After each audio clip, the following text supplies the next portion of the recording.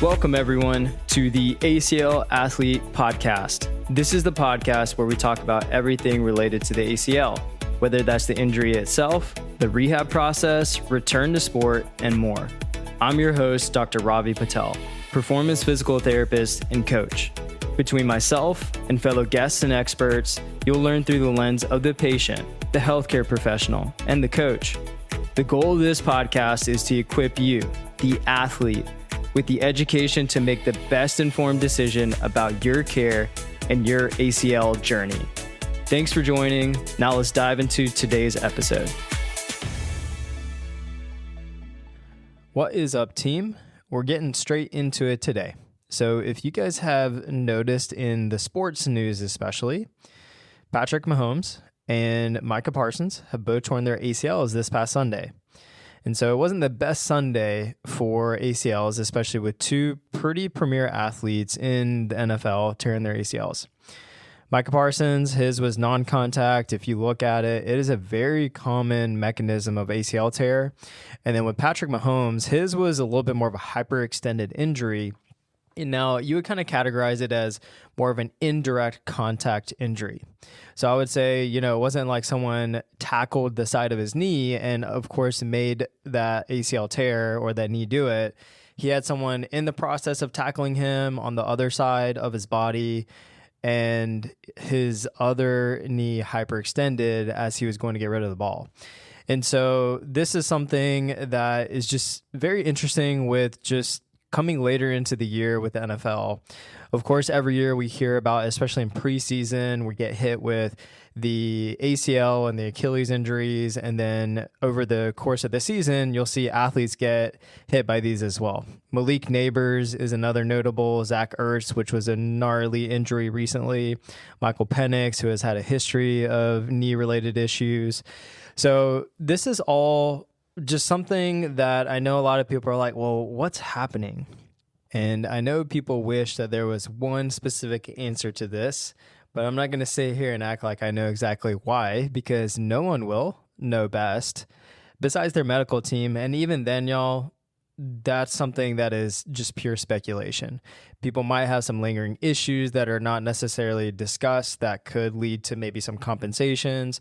Sure, there are things where people could be doing less strength training or building asymmetries over injury histories, and that leads to things. There are also just within day type scenarios that can play into it. Yes, there's the turf versus grass argument, but that's been pretty kiboshed, if you will, because you can see a pretty split, if not more, on grass fields for injuries recently. And so it's just something that I think we have to take in stride, especially for an ACL injury. It's one of those things where we can continue to speculate, but I want to focus more so on the point of why I'm sharing this today, is that these pro athletes have torn their ACLs, right? And so I've had conversations with ACLers where they have this ACL injury for the first time, and they start to look hindsight and blame themselves for it. And again, mostly talking about non-contact here. When you're talking about contact, it's like you get in your car is perfectly fine, and someone just hits you, right? You can't do anything about it. You couldn't have done anything to prevent it. It just happens. It's an accident. The same thing with a contact injury. No matter how much training you do, how perfect you are, it happens because someone hit you in the side of the knee, or somehow there was some sort of contact, someone tackles you, whatever it is, that is not necessarily the forces that you can control by your own body. Now, we are talking about non-contact, indirect contact, where there is maybe a little bit more at play of how that happened, right? But that's the thing that's going to be really important here, is that with these ACLers, they look in hindsight and they start to blame themselves. And this is normal, right? Like you have an injury and then you're like, man, what could I have done? Any type of negative outcome, if you don't get the job, if you don't get into this school, you might reflect and be like, well, what did I do wrong? What could I do better? And so these are things that are very normal in this process. And I did the same exact thing after my ACL injuries. I started to look for answers.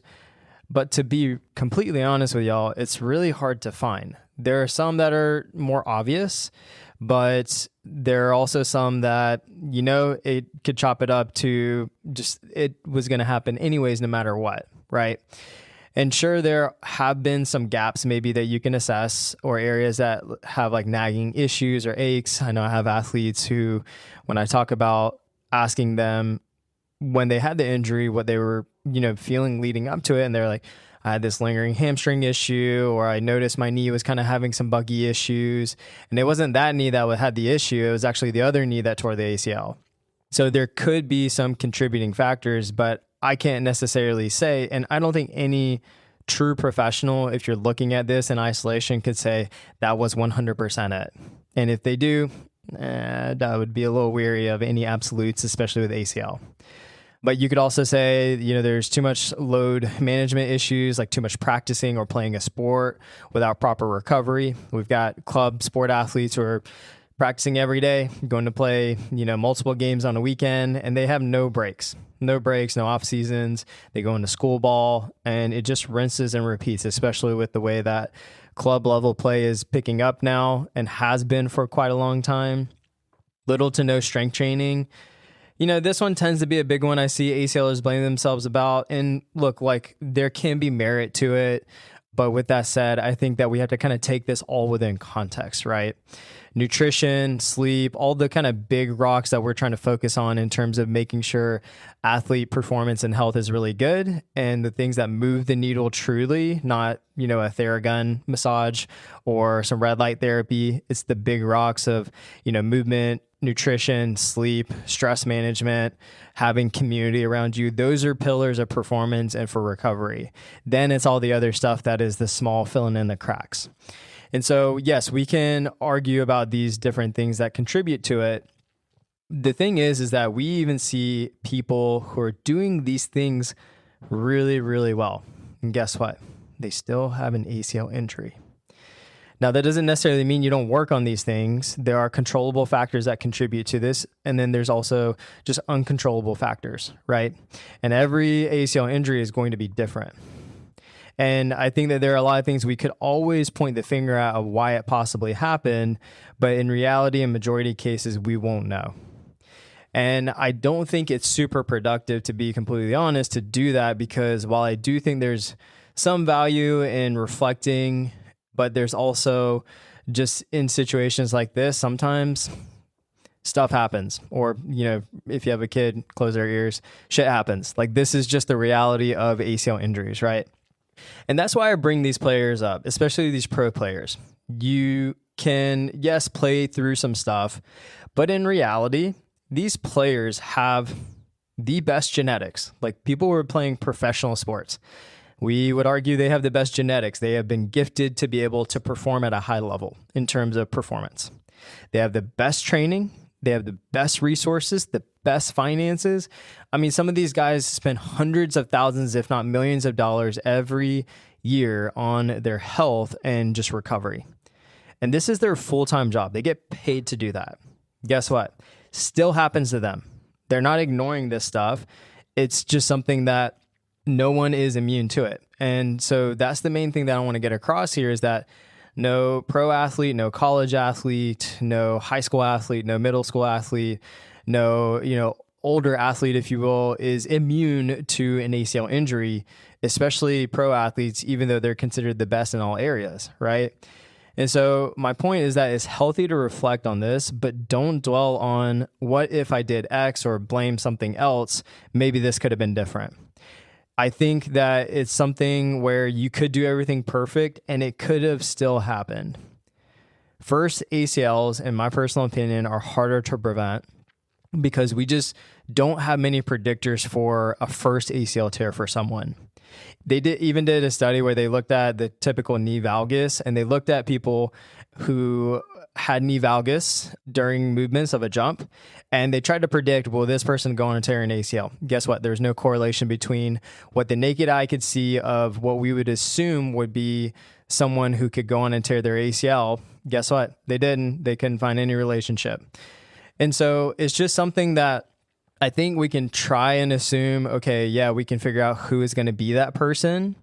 Now, there are certain genders, there are certain category of sports that you're automatically increasing your risk for. So yes, that is the case. We just can't necessarily point the finger at one specific thing.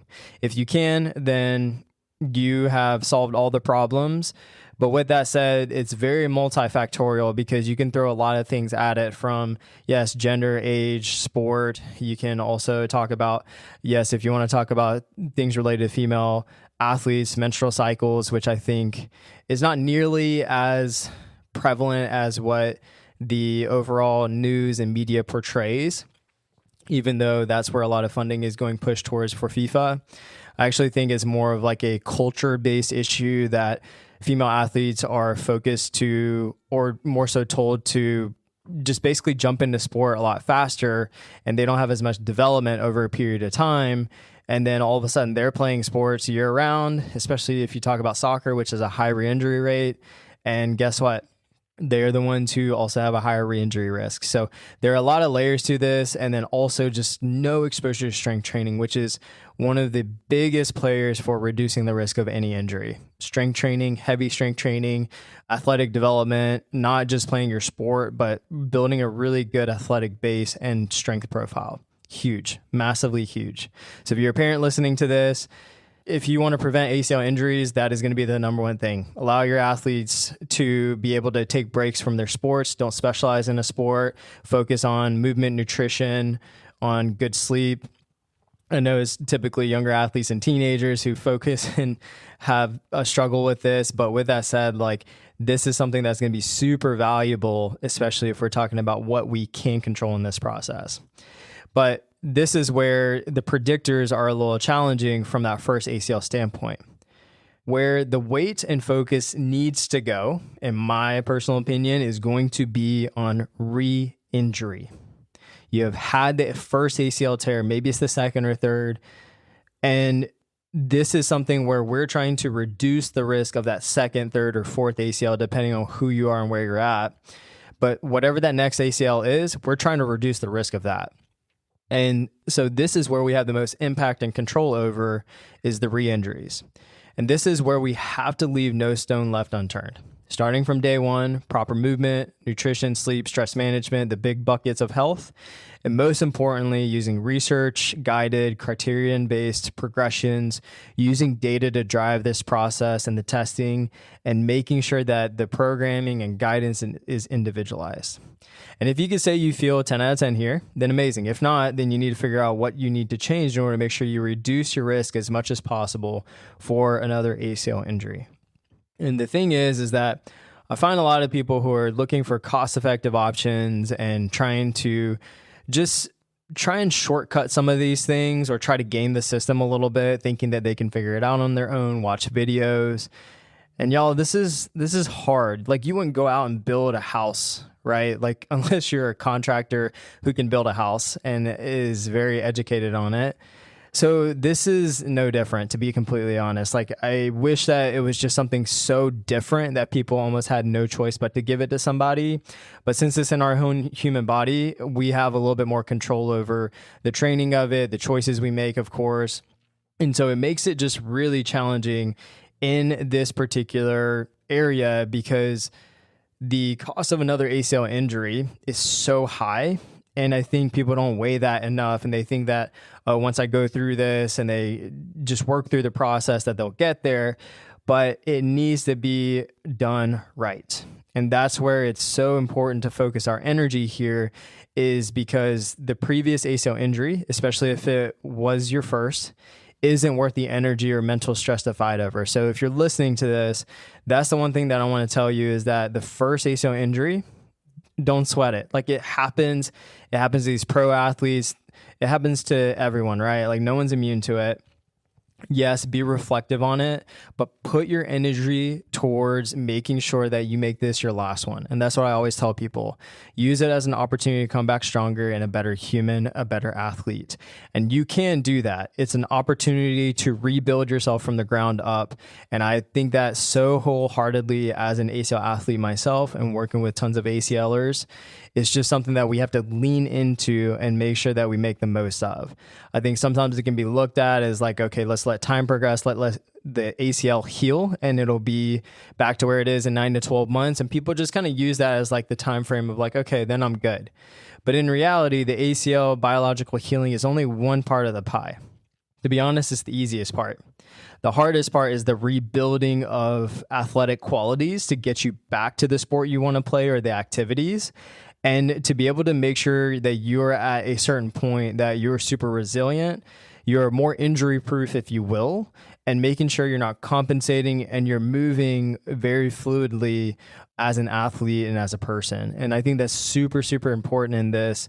And so that's where I think we need to put all of our focus on how do we reduce the risk of another ACL injury.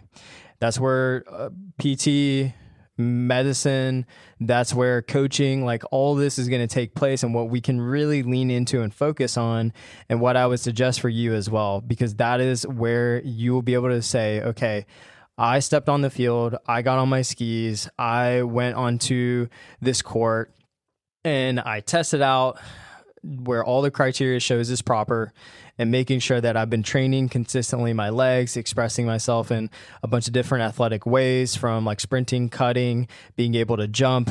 And so there are a bunch of different aspects of athletic development that we want to rebuild.